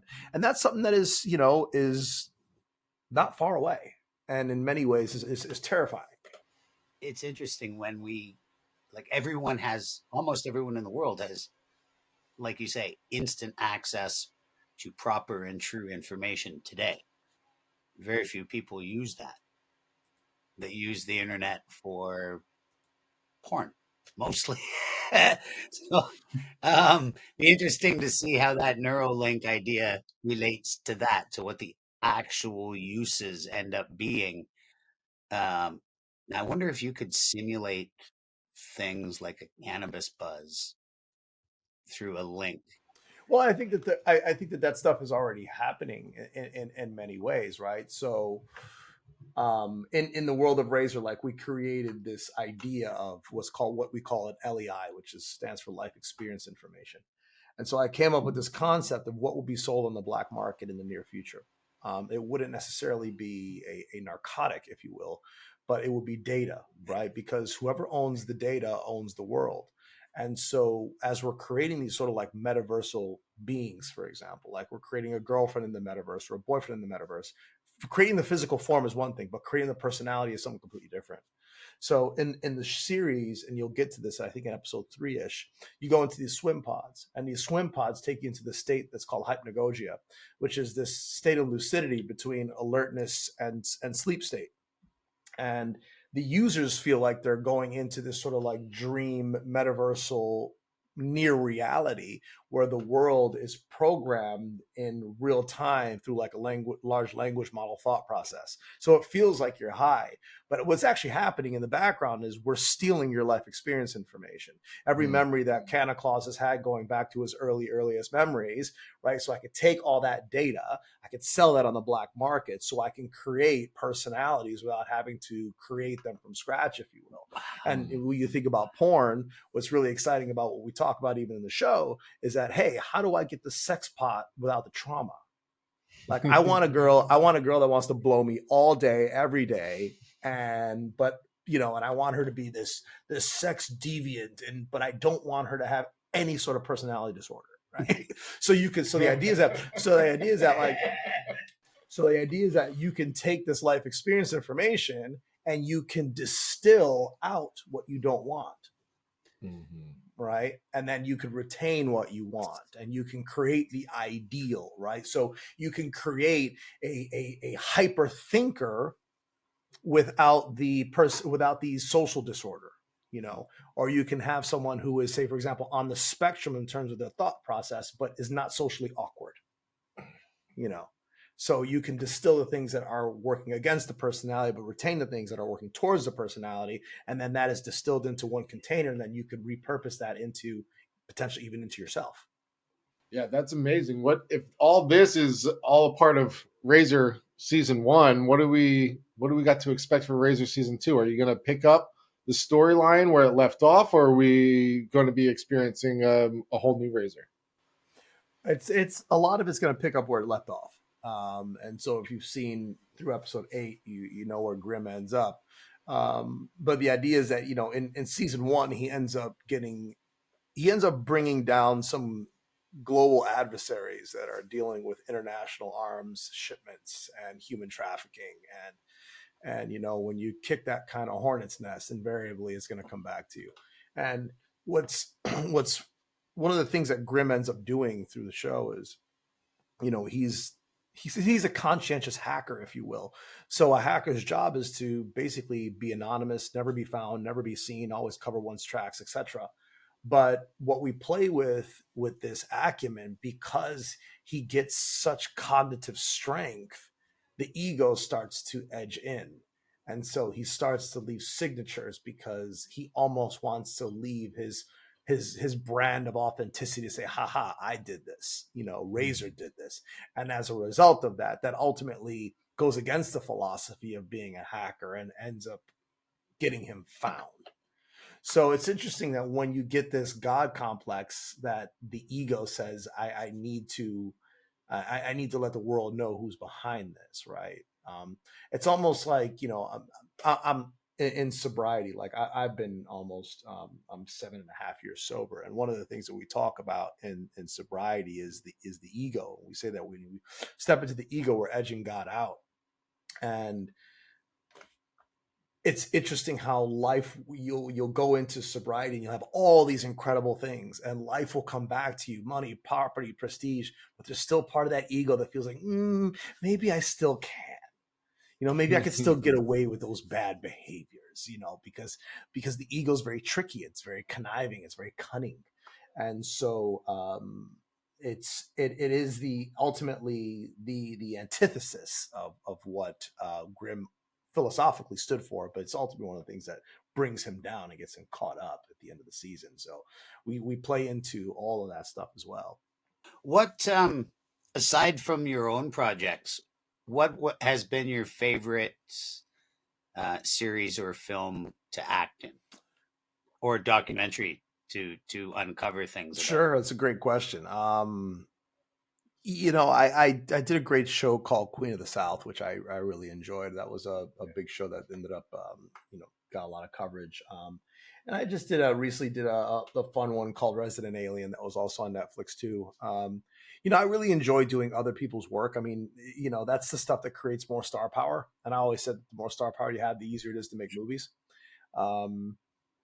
But I gotta admit, Ken, it's like I find more joy in creating my own work because that's the stuff that really taps into my inner purpose. Because when I create my own stuff, I'm writing, I'm producing, and I'm also acting. My brain is on full fury every second, every single step of the way. I'm always firing, right? I'm always in thought process. When I get hired on someone's TV show, yeah, it's glamorous, it's fun, it's unique, it's exciting, and all the things. But I'm showing up to read your lines, hit your marks, and shut the fuck up. Like that. That's the actor's job. That's know your lines, hit your marks, and shut the fuck up, and be on time. Right? Stay out of the way. That's the actor's job. And so you don't have a lot of control. And you get to set, and yeah, you're putting a trailer, but it's basically like a golden bird cage. Go in your trailer, which is your golden bird cage, and then come on to set, do your lines. Okay, now you're done for now. Go back into your golden bird cage, and they kind of shuffle you around. And there's been so many great actors in our time. I mean, even Cameron Diaz for a while, like that's, she quit acting because she's like, I'm just tired of not having control over my artistic career. I'm tired of not having control of my life, because you're basically shepherded around as an actor. But as a producer and as an actor, I'm creating the world. I'm building the world, and I'm working with really, really smart technicians that are helping me create the reality that is built around this script. And very few of us are multi-hyphenates that can do it really, really well. There aren't a lot of people that are writers, actors, and producers, and that can execute at a high level in every single one of those categories simultaneously on a project. There are a few. I definitely say Matthew McConaughey is an incredible example of a multi-hyphen that can do it really, really well. Brad Pitt is also an example. There's a handful of others out there that do it really, really well. Ron Howard, yeah, Ron Howard. But I mean, even Ron Howard isn't even an actor anymore, right? He's a director more than anything. Right. He can do them all, but he doesn't like to do them all at the right. same Yeah. time. If you look at a guy who does it, who does it really well. Ben Affleck did it really, really well and has done it really, really well. So there's a handful, and I like that. Yeah, like it's funny because in most arts, it's very hard to do more than one thing at a time. Like in music, it's very hard to play an instrument and sing at the same time, to play guitar and sing, because a lot of times it's two slightly different melodies. If you ever watch Bo Diddley, he never ever plays the guitar, or BB King, sorry, never ever plays the guitar at the same time that he sings.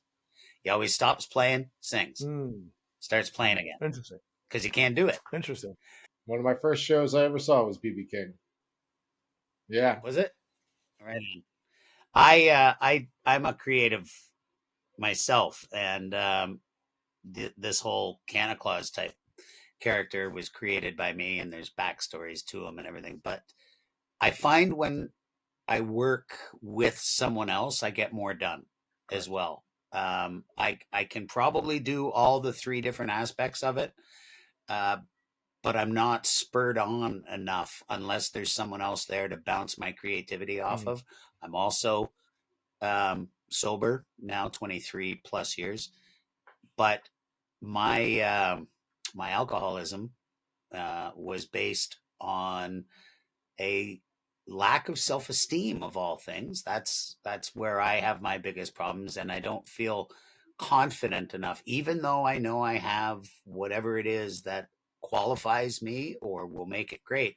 I still will always have that nagging in the back of me saying, I don't know, man. Right? So when there's someone else there, like with these podcasts, having Greg with me has really spurred a much better product. Yeah, absolutely. And let me and let me not remiss that I am only as good as my collaborators. I mean, if we look at RZR, for example, from soup to nuts, if we talk about from like initial script inception all the way to the Emmy campaign, we probably had over 700 people that have worked on RZR. Wow. It literally is literally a village. My job as a creator is to understand what I'm good at, but also understand what I'm not good at, and outsource to the best possible technicians. You know, the filmmaking process is highly technical, and I think that people lose sight of how incredibly technical the filmmaking process is, especially now. You know, when we're dealing with 12K cameras, and you're dealing with anamorphic lenses, and you're dealing with color temperature and and and and and light, picture, sound, all the elements, art direction, production design, all these things that have to create a world. It's very, very technical. And you have to surround yourself with great technicians to help you fulfill, that vision. That's the producer's job, isn't it? Is to basically it's same job as the president of a company or the manager, is to fill those roles with the people that perform them the way you need them performed. Right. And the funny thing is many people don't know what producers do. And there's a lot of sign checks. Well, it depends. I mean, like, listen, if you're an executive producer, then maybe you might be dealing with distribution and financing. If you are a logistical producer, then what you're doing is you're conceptualizing. So you're basically a high level project manager. So you're acquiring the script, you are optioning the script, you're taking that script, you're attaching a director, you're hiring all your heads of departments. So your cinematographer, your production designer, your art director, your gaffer, you're hiring all these individuals, and then you're overseeing it all. You're working with the budget, you're dealing with the day-to-day workflows, you hire and fire. But then again, you also have to see it all the way through distribution. A lot of people don't realize how hard a producer's job is, because I come into a project at the earliest stages of a script, and I don't leave a project until distribution and release. So when a director, Tripto, if you direct my movie, I bring you in at the early script stages, but once we're done and we're through post, you move on. You move on to the next project. Meanwhile, I'm still in dark rooms dealing with sound, color correction, dealing with marketing, dealing with grassroots marketing, dealing with film festivals, dealing with sales, and so on and so forth. So the producer's job the gestation period on a producer's job is far, far longer than I think people tend to realize. Actors, I love, I'm a classically trained actor and I love acting. But I love it when I talk to my fellow actors will come on my sets and they'll be stressed out, and man, they'll have their quote unquote problems, and I don't undermine what someoe's going through. Everybody's fighting a war we know nothing about, but actors don't have fucking problems. Producers have fucking problems. Oh, I can tell you that. I've done a few myself, commercials mostly and stuff, and I mostly as Santa Claus. Nice. So you show up and they tell you, okay, you're going to be here you could be here all day. I'm like, yeah, I understand that. And the last one I did, I was on set for 15 hours. I had the best breakfast I'd had in months. Lunch was unbelievable. And they wouldn't do a wrap because dinner had been ordered. And dinner showed up, and it was like this.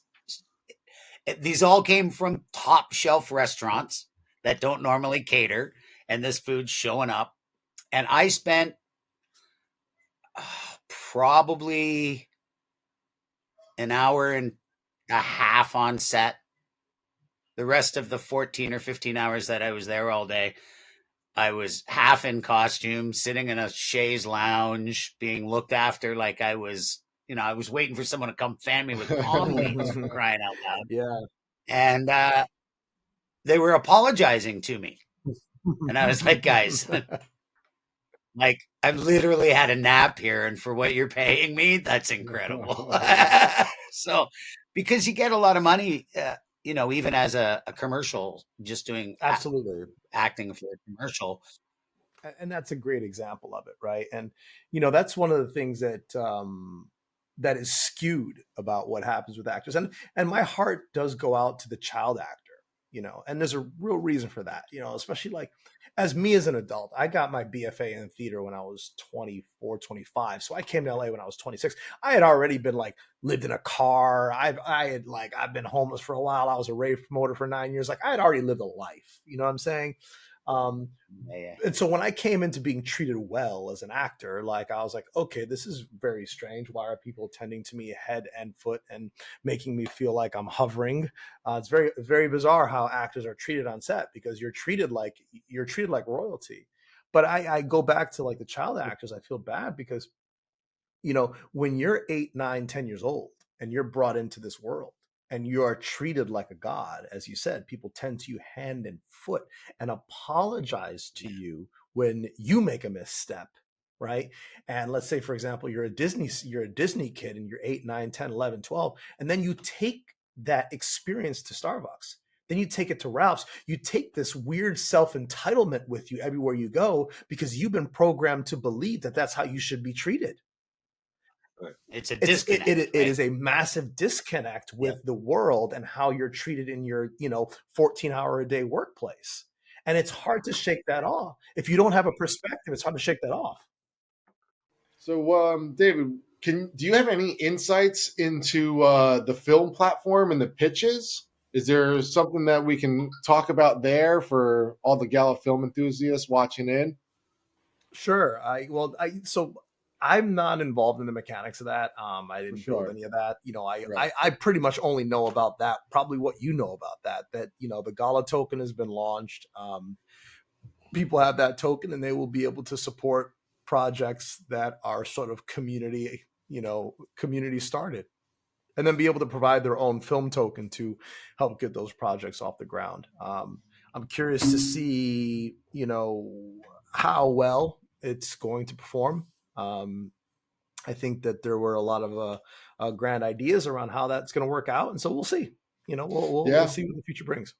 That whole concept is pretty cool from someone sort of on the edge of both being an actor, if you will, and a consumer of these products. I love the concept of Gala Films.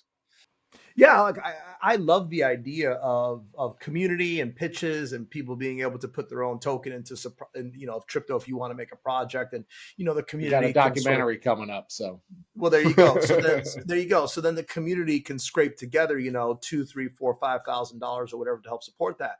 And I think that's a great opportunity for the up and coming filmmaker that needs practice, that needs to learn how to make, very little money look very good. I mean, that's my story. I started making films in 2000. I directed my first short in 2003 for no money. And my first professional short in Hollywood, we did for $500, and so the RZR is the result of 20 years of independent producing. And so I needed to learn how to make things for no money. So I think that the pitches is going to create a great foundation for that. But as far as like producing anything at a high level, I don't see that coming out of pitches, because producing at a high level is not cheap. People fail to realize that filmmaking is literally one of the most expensive art forms on the planet, behind maybe marble sculpting and architecture. So I had a project put together that we were trying to shop around, and we shopped it a little bit, just a concept, and it was we were told, look, you got to come up with proof of concept. It was Santa Claus based. So we came up with a half-hour short as the idea, an introduction to Santa Claus, where he comes from, where he's been for a while, and how he came back to live in Niagara Falls. And the fellow that I spoke to said, okay, now next come up with $25,000 to $50,000. Yeah. I said, we might be able to squeeze in a half an hour. Well, $50,000 for a 30-minute project is nothing. That's what he was saying. Like, come up with 25 to 50 grand, and I might be able to do it. And I was thinking, okay, I got you.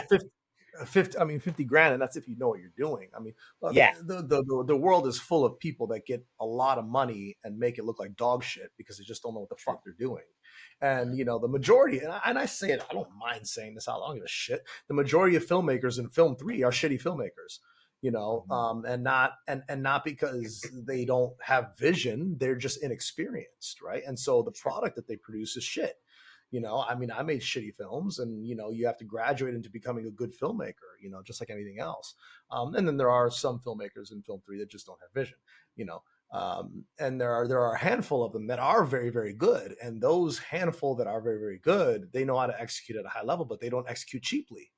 Because a quality cinematographer is going to cost you $1,000 a day just for the body, not the camera, just the human being. So, and rightfully so. I mean, like any other profession, they have a long time behind what they do in order to be that quality cinematographer.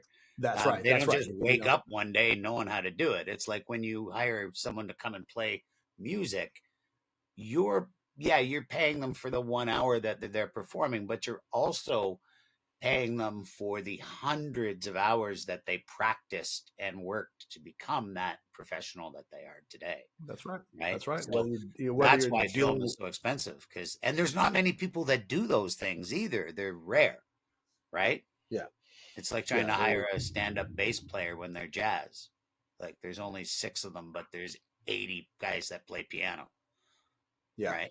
So I think, and to get back to the Gala platform, look, I'm very excited about the prospects of what Gala Film has created, what we have created, and what Gala Film is going to continue to create. I think that as the cryptocurrency and blockchain community continues to evolve, especially with this new administration, there's going to be a lot of wider adoption. There's never been a more golden era for crypto.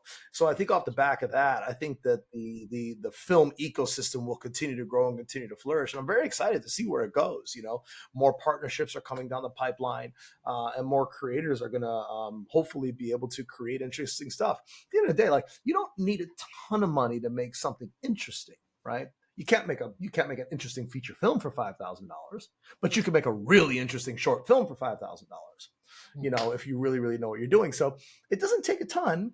It just takes understanding and it takes experience. So, and Tripto, congratulations on your documentary. I just, align yourself with a team of craftsmen that can really help you create something. And one of the things that's interesting about documentaries that a lot of people don't realize is, and I've directed a feature-length documentary, is that the gestation period for documentary film is very, very long. So if there's anything that I could advise on that, is that, like, if you're going into this documentary, make sure that you are hiring a cinematographer that is going to give you a highly technical look, a slick look that is going to last 5 years. Because what you shoot in 2025 is not going to release until probably 2027. Wow. And, if you shoot at a low level in 2025, it will not hold up. Unfortunately, what Netflix has done is Netflix has literally changed the cultural lexicon of what is to be expected as it relates to nonfiction filmmaking. They have injected so much money into documentary films that audiences have an expectation of what a documentary is supposed to look like based on what Netflix has programmed us to believe. If you look at, some of these great films with these incredible VFX sequences and recreations and their graphic effects slides, like, they're so polished that it's really made it harder for the independent documentary filmmaker to stand out, and so, once upon a time, it was like, Bowling for Columbine was like the top, and now you've got, Wild Wild Country, which is like one of my favorite documentaries of all time. But you look at that film and it's just so exceptionally produced. It's like, wow, where they come up with this money? So, that's the advice that I have for the documentary filmmaker, is make sure that you're shooting and capturing your content in a way that is going to compete, because audiences will tap out if it doesn't look and feel like what they're used to seeing in nonfiction film. Excellent. Great advice. Yeah. Thank you for the advice. Now, pitches, anybody can make a pitch if they have a story concept, say they don't have a lot of experience, and then people with experience will maybe move in to assist. Yeah, from what I understand, that's the way, conceivably, is the way it's supposed to work. But just like anything else, it's like if I'm pitching for $5 or $50, if you're asking me for $50 and you've got, director nobody and cinematographer new dude, I don't want to give you $50 because my money's going to go up in smoke. But if you are like, hey, Tripto's like, hey, I'm directing this thing, but I've got this cinematographer and I've got this story developer and I've got these people that have all this experience, you've stacked your deck in a way that makes people want to invest because it looks like you're going into battle with a trained army. I would pool all your resources. Like I would bring people into Gala because you're not, honestly, with peace and love, I don't think you're going to find your documentary cinematographer in the pitches ecosystem. But it's got to be your job as a producer to assemble the team to bring to the money. I would look at pitches as that's the money. Right? I see. So I tell people all the time, filmmaking is not creativity. Filmmaking is not art. Producing is not art. Producing is fucking sales. Sure. Period. It's sales. Like anything. How do I pitch a project to get money so I can get to the art? Right. That's what you got to do. So when I look at the pitches ecosystem, I look at that as the money wall. Okay, so how do I prepare myself for the money wall? Right? Because if you show up to the money wall unprepared, the money ain't going to come your way. But if you show up to the money wall prepared, people are going to be like, wow, they really got their shit together. Okay, yeah, I'm down to give them $100. I'm down to give them 200, 300, 400, 500, 5,000 for sure. They showed up ready, Yeah. So that's how I any look at business plan. So it's exactly that stage. It's the finance stage. So someone sales. Like me who has the few people that I've mentioned the big project for Canna Claus to have been like, oh man, big idea, assemble people. I don't have that necessary ability. And I also don't want to tell the wrong person. You know what I mean?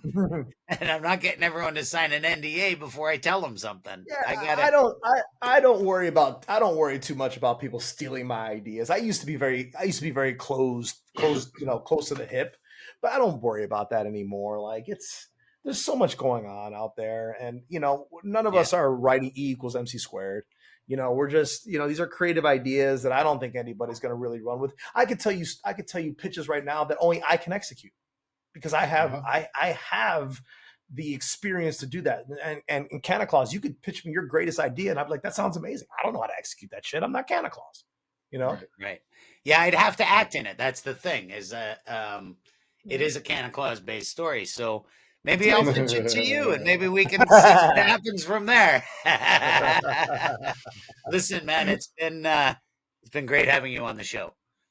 Listen, and thank you for having me, and I'm really happy that we were able to have a conversation about this stuff. Listen, I think that blockchain has a great future as it relates to the filmmaking process, and it's exciting to see what Gala Film is doing. Tripto, what you're doing on Gala's Layer 1 with MetaFlora. I mean, it's really exciting to see these new protocols popping up, and I hope you guys just keep rising, keep thriving, and let me know how I could be of service. Excellent. Thank you for coming on the show today, David. It's awesome to see you again. Man. Yeah, absolutely. Thank you for having me. Video entry 432. Time 06:25. Been up all night reworking the comms to sustain neural connectivity.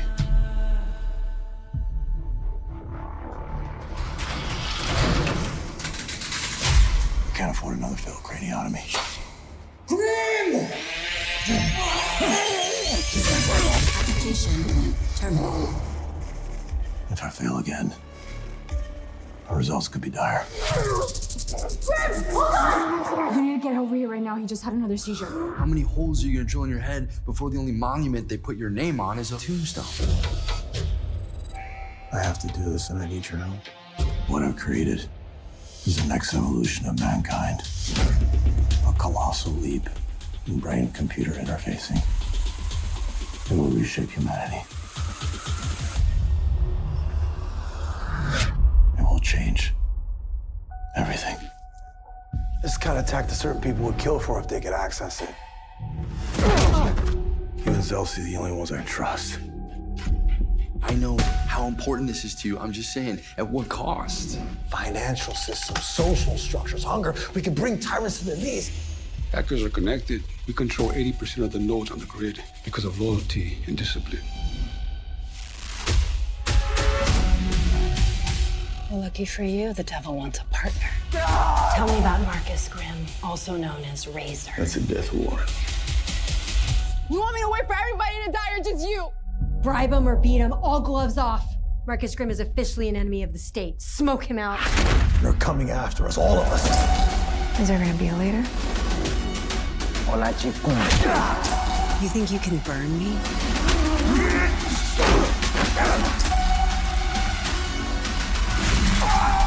If it kills me.